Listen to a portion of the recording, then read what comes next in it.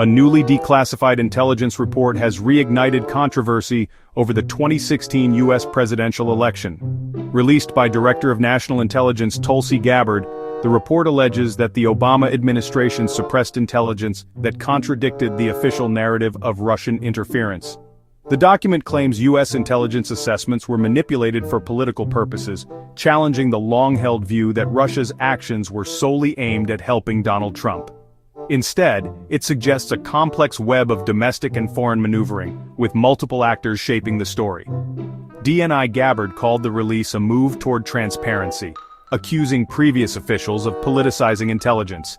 The report's explosive allegations force a re-examination of the events and motivations behind the investigations into the Trump campaign.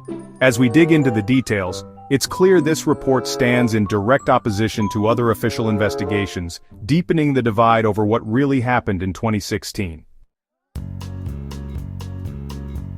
The report's most sensational claim centers on Hillary Clinton's health, alleging Russian intelligence obtained information from within the DNC about her use of tranquilizers and serious medical conditions. It asserts that senior Democrats, including President Obama, were alarmed by her health and feared it could jeopardize her campaign. The report also alleges the existence of a Clinton plan, an email reportedly approved by Clinton, outlining a strategy to link Trump to Russian interference as a distraction from her own controversies. According to the document, CIA Director John Brennan briefed President Obama and top officials on this intelligence just days before the FBI launched its Trump-Russia investigation. These claims, if true, would fundamentally alter the timeline and motivations behind the Russia collusion narrative. The House report contends Russia's real goal in 2016 wasn't to elect Trump, but to gather compromising material on Clinton, whom Putin expected to win. Russian intelligence allegedly planned to use damaging information about Clinton's health and campaign as leverage over a future Clinton administration.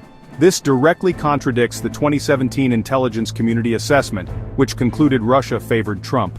The report accuses senior U.S. intelligence officials of ignoring warnings and shaping the narrative to fit a political agenda.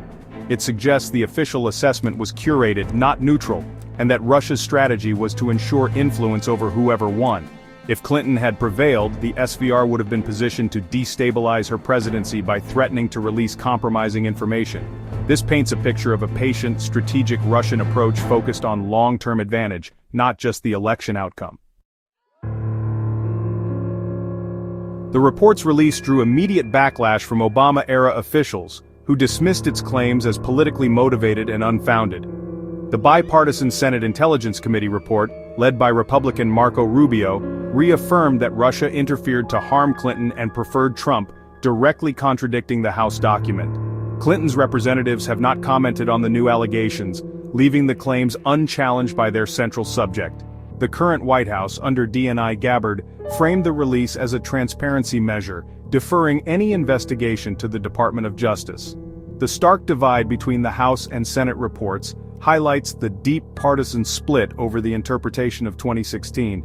Each side claims to rely on the same intelligence, yet their conclusions are mutually exclusive. The public is left to choose between two official but irreconcilable narratives about a pivotal moment in American history. The declassified House report joins a crowded field of investigations, each offering conflicting accounts of 2016.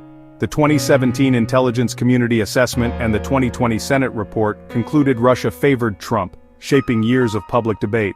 In contrast, the House report and the 2023 Durham report argue the real scandal was the politicization of U.S. intelligence and law enforcement against Trump.